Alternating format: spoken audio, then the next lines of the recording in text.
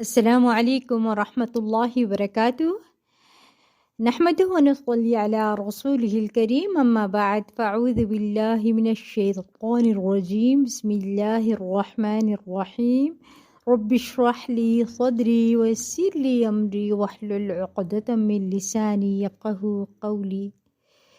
سیرت صحابیات میں آج انشاءاللہ ہم جنہیں پڑھیں گے سیدہ ام رعلہ رضی اللہ عنہا۔ فصاحت و بلاغت اور دانشمندی۔ سیدہ ام رعلہ سرزمین عرب کی ایک ماہر شاعرہ تھیں۔ انہیں فصیح بیانی پر پورا عبور حاصل تھا۔ فصاحت و بلاغت میں وہ ممتاز مقام پر فائز تھیں۔ وہ بڑی ذہین و فطین تھیں۔ ان کے انداز بیان سے سننے والوں پر سحر طاری ہو جاتا۔ جب وہ گفتگو کرتی تو ان کی باتیں کانوں سے ٹکرانے سے پہلے سننے والوں کے دلوں میں اتر جاتی۔ ان کے اشعار جذبات میں ہلچل مچا دیتے اور خیالات کو قید کر لیتے۔ سننے والا یہ سمجھتا کہ کوئی بلبل نغمہ سرا ہے اور وہ سنتے ہی وارفتگی کے انداز میں پکار اٹھتا، ازراہ کرم کچھ اور۔ میرا خیال ہے کہ احساسات کی نزاکت کا شاخسانہ ہے جس میں لوگ ایک دوسرے سے بڑھ چڑھ کر ہوتے ہیں۔ یہ بندوں پر اللہ تعالیٰ کا فضل و کرم ہوتا ہے۔ یعنی اصل بات یہ ہے کہ شعر و شاعری کرنا انسان کی اپنی کوشش سے نہیں ہوتا، بلکہ اللہ تعالیٰ کی طرف سے انسان کو صلاحیت ملتی ہے۔ اللہ تعالیٰ اپنے بندوں میں سے جس کو چاہتا ہے اسے ان خوبیوں سے نواز دیتا ہے۔ اللہ سبحانہ و تعالیٰ نے اپنی کتاب مبین جو رحمت للعالمین پر نازل فرمائی اس میں یہ ارشاد فرمایا ہے، یؤتی الحکمت من یشاء ومن یؤت الحکمت فقد اوتی خیرا کثیرا وما یذکر الا اولو الالباب۔ جس کو چاہتا ہے حکمت عطا کرتا ہے، اور جس کو حکمت ملی اسے حقیقت میں بڑی دولت مل گئی۔ ان باتوں سے صرف وہی لوگ سبق لیتے ہیں جو عقل مند ہیں۔ آپ دیکھیں کہ عام طور پر دو طرح کے لوگ ہوتے ہیں۔ کچھ واقعات کو سن کر سبق لیتے ہیں اور کچھ لوگ ان کو سن کر سرسری سا اس کو لیتے ہیں۔ اللہ نے لوگوں کو بہترین صلاحیتوں سے نوازا ہے۔ اس میں اگر کسی کو بہترین چیز ملی ہے وہ حکمت ہے، سمجھ بوجھ ہے، اور ان کو اللہ تعالیٰ نے بہت بڑی صلاحیت دی ہے۔ یہ اور یہ اللہ کی نعمتیں ہوتی ہیں نا، کہ اللہ تعالیٰ نعمت دے کر بندے کو آزماتا ہے کہ اس نعمت کو پا کر کرتا کیا ہے، اس سے کتنا خود فائدہ اٹھاتا ہے اور دوسروں کو کتنا فائدہ پہنچاتا ہے۔ یاد رکھیے، یہ جو کچھ ہمیں ملا ہے ذاتی فائدے کے لیے نہیں ملا، دوسروں کو بھی ساتھ شیئر کرتے ہیں۔ ارشاد باری تعالیٰ ہے، کُلًّا نُمِدُّ هَٰؤُلَاءِ وَهَٰؤُلَاءِ مِنْ عَطَاءِ رَبِّكَ وَمَا كَانَ عَطَاءُ رَبِّكَ مَحْظُورًا۔ ہم ہر ایک کو آپ کے رب کی عطا سے نوازتے ہیں، ان کو بھی اور ان کو بھی، اور تیرے رب کی عطا کسی سے روکی ہوئی نہیں۔ ایک دفعہ سیدہ ام رعلہ اپنی قوم کے وفد کے ساتھ رسول اللہ صلی اللہ علیہ وسلم کی خدمت میں حاضر ہوئیں۔ انہوں نے رسول اللہ صلی اللہ علیہ وسلم کو آگے بڑھ کر السلام علیکم ورحمۃ اللہ وبرکاتہ کہا۔ رسول اللہ صلی اللہ علیہ وسلم نے ان کے سلام کا جواب دیا۔ پھر انہوں نے عرض کیا، اے اللہ کے رسول صلی اللہ علیہ وسلم، ہم پردہ دار خواتین اپنے خاوندوں کی دلجوئی کرتی ہیں، اولاد کو جنم دیتی ہیں، لیکن لشکر میں ہمارا کوئی حصہ نہیں، یعنی ہم جنگ پر نہیں جا سکتی، ہم باہر نہیں نکل سکتی۔ ہمیں کوئی ایسا عمل سکھلا دیں جو ہمیں اللہ سبحانہ تعالیٰ کے قریب کر دے اور اللہ ہمیں اجر و ثواب سے نوازے۔ جب نبی کریم صلی اللہ علیہ وسلم نے سیدہ ام رعلہ کی عمدہ گفتگو سنی تو آپ ان کی فصاحت و بلاغت اور ماہرانہ انداز گفتگو سے متاثر ہوئے، اور آپ صلی اللہ علیہ وسلم نے جواب میں ارشاد فرمایا، علیکن بذکر اللہ آناء اللیل واطراف النہار وغض البصر وخفض الصوت۔ تم رات کے اوقات اور دن کے اطراف میں ذکر الہی کو لازم پکڑو۔ سبحان اللہ، کتنا آسان کام ہمیں بتایا ہے، مگر اکثر ہم اس میں بھی بخل کر جاتے ہیں، بھول جاتے ہیں اور غفلت کا شکار ہو جاتے ہیں۔ اور فرمایا نگاہ نیچی رکھو اور آواز کو پست رکھو۔ عام طور پر گھر میں باپ کی نسبت ماں کی آواز زیادہ ہوتی ہے کیونکہ بچے سنتے ہی نہیں، تو اس لیے آپ دیکھیں سب کے لیے حکم ہے کہ آواز کو پست رکھو۔ یہ رسول اللہ صلی اللہ علیہ وسلم کے مواعظ حسنہ میں سے ایک بہت ہی عمدہ اور دلکش نصیحت ہے۔ ذکر الہی اعلیٰ درجے کی نیکی ہے۔ یہ نیکی اول و آخر بہتر ہی بہتر ہے، تمام نوعیت کی خیر و برکت کا مرکز و محور ہے۔ جو ذکر الہی کے علاوہ کہیں خیر کا متلاشی ہو تو اسے وہاں سے خیر نہیں ملے گی۔ یعنی ذکر ایسا خوبصورت عمل ہے جو ساری عبادات کو خوبصورت بنا دیتا ہے۔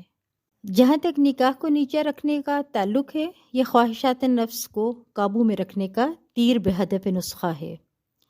اس سے گناہ دھلتے ہیں، ہلاکتوں سے انسان محفوظ رہتا ہے اور حرام کے ارتکاب سے انسان کنارہ کش ہو جاتا ہے۔ پھر ارشاد باری تعالی ہے قُل لِّلْمُؤْمِنِينَ يَغُضُّوا مِنْ أَبْصَارِهِمْ وَيَحْفَظُوا فُرُوجَهُمْ أَزْكَىٰ لَهُمْ إِنَّ اللَّهَ خَبِيرٌ بِمَا يَصْنَعُونَ۔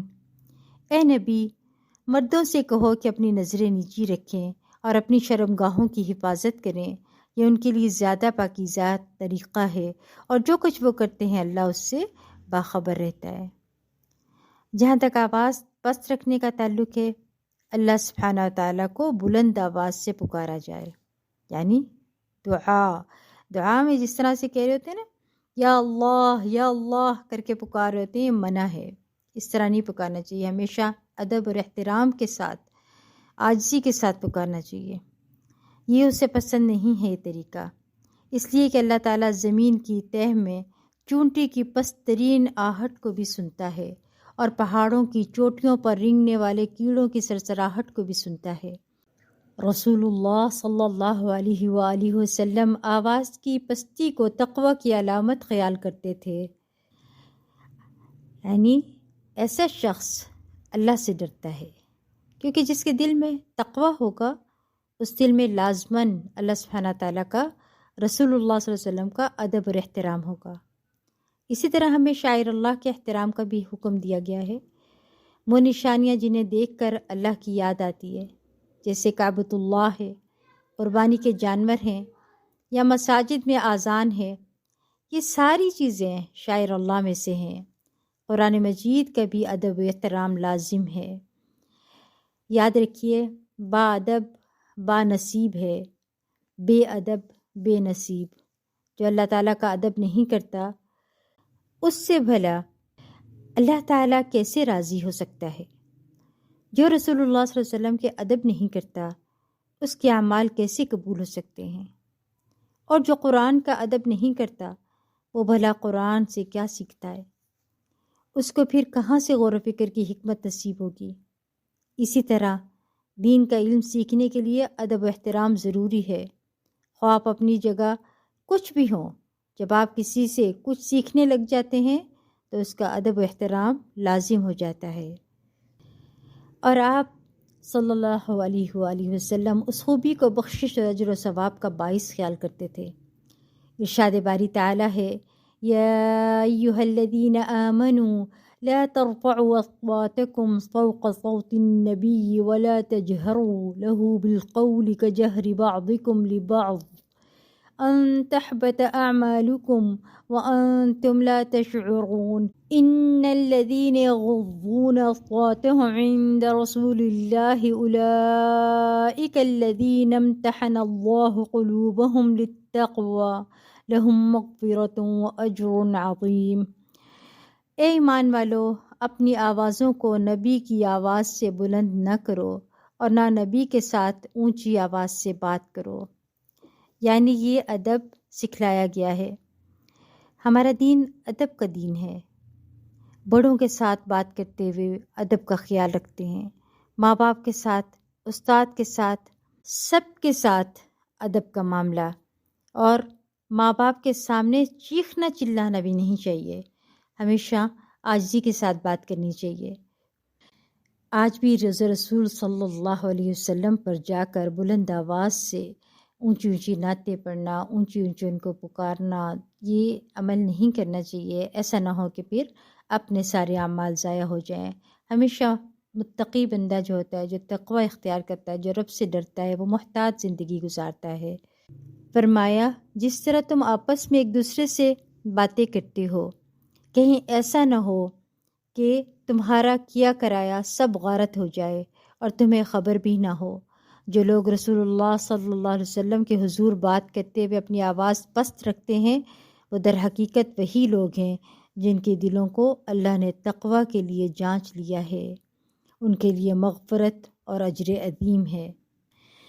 کون یہ چاہتا ہے کہ اسے بخشا نہ جائے؟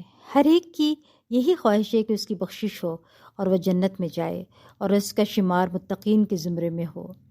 سیدہ ام رعلہ کا تقوی جب رسول اللہ صلی اللہ علیہ وسلم نے وفات پائی تو سیدہ ام رعلہ رضی اللہ عنہا بہت روئیں۔ مدینہ منورہ میں انصار و مہاجرین کا کوئی گھر ایسا نہ تھا جہاں رسول اللہ صلی اللہ علیہ وسلم کی وفات سے غم و الم نہ ہو، کیونکہ اہل مدینہ کی محبوب ترین ہستی دنیا فانی سے آخرت کی طرف کوچ کر گئی تھی۔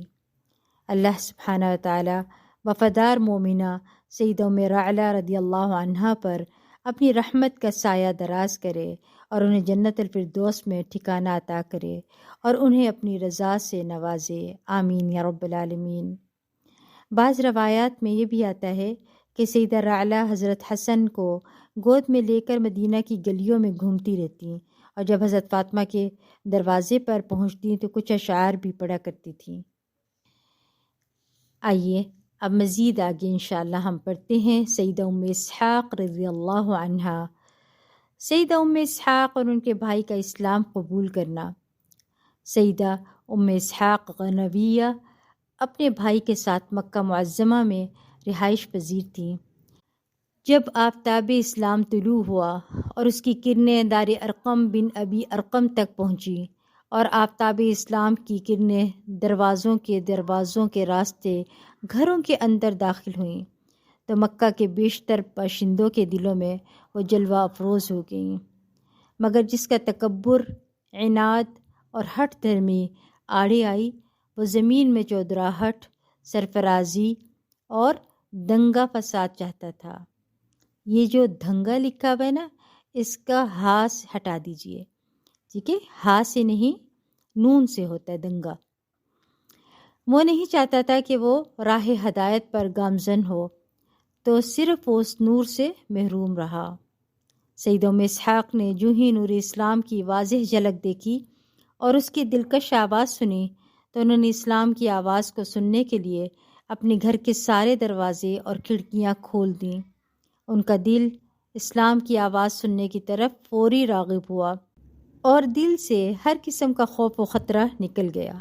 انہوں نے اپنے رب سے ثابت قدمی کی التجا کی کہ اسے زندگی بھر اسلام کے ساتھ وابستہ رہنے کی توفیق عطا فرمائے۔ سیدہ ام اسحاق کے بھائی نے اپنی بہن کا دین کے حوالے سے بھرپور ساتھ دیا۔ وہ اپنی ہمشیرہ کا بہترین معاون ثابت ہوا۔ سیدہ ام اسحاق کو یہ چیز بہت بری لگی کہ اس کا خاوند اسلام کے مخالفین کے ساتھ کھڑا ہے، وہ مشرکین کے نرغے میں شرک کی دلدل میں پھنسا ہوا ہے۔ وہ اپنی بیوی سیدہ ام اسحاق اور اس کے بھائی کو مسلسل دھمکیاں دینے لگا اور جو ان دونوں کی مدد کرتا ان کو برے انجام سے ڈرانے لگا۔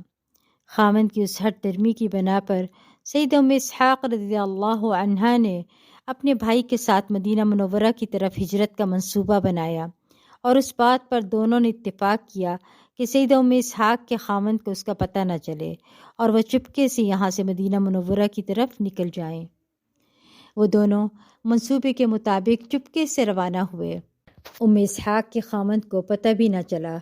جب انہوں نے کچھ راستہ طے کر لیا تو سیدہ ام اسحاق رضی اللہ عنہا کے بھائی نے ہمشیرہ کی طرف دیکھتے ہوئے کہا، اے ام اسحاق، تم یہاں میرا انتظار کرنا، میں مکہ میں اپنا مال بھول آیا ہوں، میں وہ مال لے کر جلد ہی آپ کے پاس دوبارہ پہنچ جاؤں گا۔ ام اسحاق کے دل میں اپنے فاسق اور ظالم خاوند کی طرف سے کھٹکا محسوس ہوا، لیکن انہوں نے اپنے دل کو تسلی دی کہ کوئی بات نہیں، جلد ہی میرا بھائی میرے پاس پہنچ جائے گا۔ سید ام اسحاق رضی اللہ عنہا کو وہاں ٹھہرے ہوئے خاصا وقت گزر گیا۔ اس نے سوچا کہ اتنی دیر میں بھائی کو پہنچ جانا چاہیے تھا، اللہ خیر کرے۔ انہی سوچوں میں حیران و پریشان تھی کہ وہاں سے ایک مسافر کا گزر ہوا۔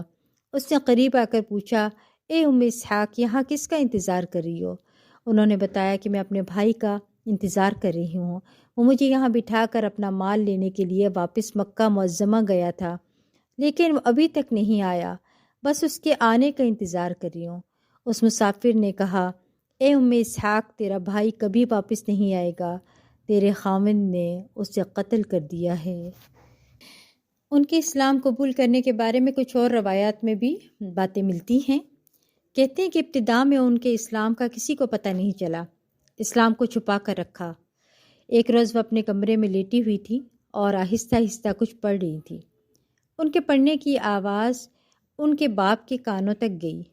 کچھ دیر تو باپ سنتا رہا، پھر باپ نے ان کو بلایا تو اندر سے کوئی جواب نہیں آیا۔ تو اب باپ غصے سے بے تاب ہو گیا اور بیٹی سے کہا کہ کیا تم وہی پڑھ رہی تھی جو محمد صلی اللہ علیہ وسلم پڑھا کرتے تھے، جس کی پاداش میں انہیں اپنے ابائی گھر اور وطن سے نکلنا پڑا، یعنی نبی صلی اللہ علیہ وسلم کو ہجرت کرنی پڑی؟ کیا تم نہیں جانتی کہ نبی پاک صلی اللہ علیہ وسلم اور ان کے صحابہ کو اس کی پاداش میں کتنی تکلیفیں اٹھانی پڑیں، اپنے گھر بار اور جائیدادیں چھوڑنی پڑیں، اپنی اقربا سے دور ہونا پڑا، تو کیا تم اس کی تابع داری کر کے مجھے بدنام کرنا چاہتی ہو؟ اگر تم محمد صلی اللہ علیہ وسلم کی اطاعت یعنی پیروی سے باز نہ آئی تو مجھے میری برادری اور اہل شہر رسوا کر دیں گے۔ باپ مسلسل بولتا رہا مگر انہوں نے کوئی جواب نہیں دیا۔ تو باپ نے یہ سمجھ کر کہ بیٹی نافرمانی کی مرتکب ہو رہی ہے اور میری بات کو نظر انداز کر رہی ہے، مزید خفگی کا اظہار کیا اور کہا کہ میں برادری میں ذلیل نہیں ہو سکتا، لوگوں میں مجھے عزت کی نظر سے دیکھا جاتا ہے۔ آج تک کسی معاملے میں کسی کو بھی شکایت کا موقع نہیں ملا۔ میں نے جن اصولوں کو اپنایا ہے اسے ترک نہیں کیا۔ میری زندگی آئینے کی طرح صاف ہے اور اس سلسلے میں مجھے خاص مقام حاصل ہے۔ آج تم میری عزت خاک میں ملا رہی ہو، تم یہ سب چھوڑ دو ورنہ میں تمہیں سنگین سزا دوں گا، ایسی اذیتیں دوں گا جس کا تمہیں تصور بھی نہیں۔ میرے نزدیک کسی کی پسند ناپسند کوئی معنی نہیں رکھتی، میرے کچھ اصول ہیں جن کا میں پابند ہوں، اگر اس راہ میں کوئی رکاوٹ آئے گی تو میں اسے دور کروں گا۔ باپ کے ان آخری فکروں نے بیٹی کو چونکا دیا اور وہ باپ کو جواب دینے پر مجبور ہو گئی۔ اسلام کی دولت سے بہرور بیٹی نے سراپا نیاز ہو کر کہا، آپ میرے لیے قابل تکریم ہیں، آپ میرے والد ہیں، آپ کی عزت مجھ پر لازم ہے اور یہ میرے مذہب میں حکم ہے، میرے دین نے مجھے یہی سکھایا ہے کہ میں آپ کی عزت کروں، اور یہ میرے دین کا حکم ہے کہ والدین کی ہر حال میں عزت کی جائے اور کسی صورت میں بھی ان کے احترام کے تقاضوں کو نظر انداز نہ کیا جائے۔ اور یہ عزت اور احترام کے ہی تقاضے تھے کہ میں اپنی زبان کو حرکت نہ دوں اور خاموش کھڑی رہوں اور آپ کی بات سنتی رہوں۔ اب بھی میں آپ کی عزت کرتی ہوں اور کرتی رہوں گی، لیکن اس کے ساتھ ساتھ یہ بھی ضروری سمجھتی ہوں کہ حق بات آپ کے کانوں تک پہنچا دوں۔ پھر وہ کہتی ہیں کہ قابل احترام والد، میں اسلام قبول کر چکی ہوں اور میں نے دین محمد صلی اللہ علیہ وسلم کی حقانیت کا اقرار کر لیا ہے۔ میں اس نتیجے پر پہنچی ہوں کہ ابا و اجداد کا دین اور رسوم کوئی حیثیت نہیں رکھتے، اصل شے صداقت ہے۔ اگر صداقت ہمارے بڑوں کے مذہب میں نہیں پائی جاتی تو ہمیں ایک لمحے کے لیے بھی قبول نہیں کرنا چاہیے۔ اب یہ بات اپنا وزن کھو چکی ہے، جو کام ہمارے بڑے کرتے آئے ہیں وہی ہمیں کرنا چاہیے۔ عین ممکن ہے کہ ہمارے بڑے غلط راہوں پر چلتے رہے ہوں، لہٰذا ہمیں ان کی اتباع کر کے غلط راہوں پر نہیں چلنا چاہیے۔ حق کی تلاش اصل مسئلہ ہے، اور اگر ہم حق کی تلاش میں کامیاب ہو جاتے ہیں اور اگر کسی شخص کی باتیں ہمارے دل اور ضمیر کو مطمئن کر دیتی ہیں تو انہیں قبول کرنے میں ہمیں دیر نہیں کرنی چاہیے۔ اے میرے معزز باپ، میں نے جو دین قبول کیا ہے اس کی اچھی تعلیمات دل کے دروازے کو دستک دیتی ہیں اس کا حکم یہ ہے کہ چوری نہ کرو، کسی کو تنگ نہ کرو، دنیا میں خون ریزی نہ کرو اور فساد نہ پھیلاؤ، لوٹ کھسوٹ کا بازار گرم نہ کرو، غصب کی عادتیں ترک کر دو، ہمسائے کے حقوق پورے کرو، انہیں کوئی تکلیف نہ پہنچاؤ، بڑوں کی عزت کرو، چھوٹوں پر رحم کرو، ان کے ساتھ شفقت اور مہربانی کا سلوک کرو، ظلم و ستم سے باز آ جاؤ، حلال و حرام کے درمیان امتیاز کرو، عزیزوں رشتہ داروں کے ساتھ اچھا سلوک کرو، سچ بولو، جھوٹ کو چھوڑ دو۔ سبحان اللہ، نبی صلی اللہ علیہ وسلم نے جو کچھ انہیں تعلیم دی تھی انہوں نے اپنے باپ کو وہ سب بتا دی۔ جب بیٹی بات پوری کر چکی تو باپ نے حیرت سے پوچھا کہ اسلام کے بارے میں جو کچھ تم کہہ رہی ہو کیا وہ سچ ہے؟ بیٹی نے جواب دیا، کیوں نہیں، وہ اپنے پیروکاروں کو یہی سکھاتا ہے۔ تو باپ یہ سن کر اسی وقت ایمان لے آیا۔ سبحان اللہ، بیٹی کی ثابت قدمی سے باپ بھی ایمان لے آیا اور پھر بھائی بھی ایمان لے آیا۔ آپ دیکھیں کتنے خوبصورت انداز کے ساتھ، ثابت قدمی کے ساتھ اپنے دین پر جمی رہیں اور اپنے باپ کو کتنے خوبصورت انداز کے ساتھ ان کو دعوت دے رہی ہیں اور ساری وہ باتیں کی جو حق باتیں ہیں وہ ان تک پہنچائیں۔ اس لیے ہمیں اگر اللہ سبحانہ و تعالیٰ دین کی سمجھ دیتا ہے تو جب کبھی اپنے والدین کے ساتھ بیٹھیں اور وہ پرانے رسم و رواج کے عادی ہوں تو مت گھبرائیں، ان کے کانوں تک حق ضرور پہنچائیں۔ اللہ نے چاہا تو وہ ضرور بدلیں گے، اور یہ حقیقت ہے کہ والدین دوسروں کی نسبت اپنی اولاد سے اپنے بچوں کی بات جو ہے وہ سن کر زیادہ متاثر ہو جاتے ہیں۔ تو لہٰذا بچوں کو جن کو دین کی سمجھ آ گئی ہے ان کو چاہیے کہ بغیر گھبرائے اپنے والدین تک حق ضرور پہنچائیں، ان کے ادب اور احترام کا خیال رکھتے ہوئے۔ نبی کریم صلی اللہ علیہ وسلم کی برکت انہیں پہنچتی ہے۔ سیدہ ام اسحاق رضی اللہ عنہا نے جب اپنے بھائی کے قتل کی خبر سنی تو ان کے ہوش اڑ گئے۔ وہ مجبوراً مدینہ منورہ کی طرف چل پڑی۔ مدینہ منورہ پہنچ کر انہوں نے نبی کریم صلی اللہ علیہ وسلم کے بارے میں دریافت کیا کہ آقا صلی اللہ علیہ وسلم کہاں ہیں۔ جب وہ رسول اللہ صلی اللہ علیہ وسلم کی خدمت میں حاضر ہوئیں تو آپ صلی اللہ علیہ وسلم وضو کر رہے تھے۔ انہوں نے نبی کریم صلی اللہ علیہ وسلم کو اپنے اور بھائی کے ساتھ پیش آنے والا واقعہ سنایا۔ وہ باتیں کرتی ہوئی رو رہی تھی۔ رسول اللہ صلی اللہ علیہ وسلم نے ان کے چہرے پر پانی کے چھینٹے مارے۔ اس کا اثر یہ ہوا کہ جب وہ روتی تو ان کے آنسو چہرے پر آ کر رک جاتے۔ یہ مصنون عمل ہے، کبھی پریشانی ہو، ڈپریشن ہو، بہت زیادہ غم ہو اور رو رہے ہوں آپ، اور آپ کو سمجھ نہ آئے کہ کیا کیا جائے، تو فوراً جا کے اپنے منہ پر چھینٹے مار لینے چاہیے، یعنی کہ وضو کرنے جائیں یا جو بھی اپنے منہ کو دھو لیں، اچھے سے دھوئیں۔ یعنی آپ دیکھیں سبحان اللہ، آپ کے آنسو اور پانی دونوں مل کر بہترین اثر ڈالتے ہیں اور انسان کے اندر ایک سکون اور اطمینان نازل ہوتا ہے اور غم کی کیفیت سے انسان باہر نکلتا ہے۔ سیدہ ام اسحاق رضی اللہ عنہ رسول اللہ صلی اللہ علیہ وسلم کی زیارت کے لیے اکثر و بیشتر آپ کی خدمت میں حاضری دیا کرتی تھی۔ رسول اللہ صلی اللہ علیہ وسلم بھی ان کی عزت و تکریم کیا کرتے تھے، اور ان مواقع پر رسول اللہ صلی اللہ علیہ وسلم ان کے ساتھ حسن سلوک اور شفقت کے ساتھ پیش آتے۔ سیدہ ام اسحاق یہ روایت بیان کرتی ہیں کہ میں رسول اللہ صلی اللہ علیہ وسلم کے پاس تھی کہ آپ کی خدمت میں ثرید سے بھرا ہوا پیالہ لایا گیا۔ میں نے ثرید کھایا جبکہ آپ کے ساتھ ذوالیدین بھی تھے۔ رسول اللہ صلی اللہ علیہ وسلم نے مجھے ہڈی پکڑائی اور فرمایا اس سے گوشت کھاؤ۔ میں نے اپنا ہاتھ روک لیا، نہ اسے آگے بڑھاتی ہوں اور نہ ہی اسے پیچھے ہٹاتی ہوں۔ میری یہ کیفیت دیکھ کر نبی صلی اللہ علیہ وسلم نے فرمایا، اے ام اسحاق تجھے کیا ہو گیا ہے؟ میں نے کہا، اے اللہ کے رسول صلی اللہ علیہ وسلم، میں نے تو روزہ رکھا ہوا تھا، میں نے بھول کر ثرید کھا لیا۔ ذوالیدین بولے، اب پیٹ بھر کر یاد آیا کہ روزہ تھا؟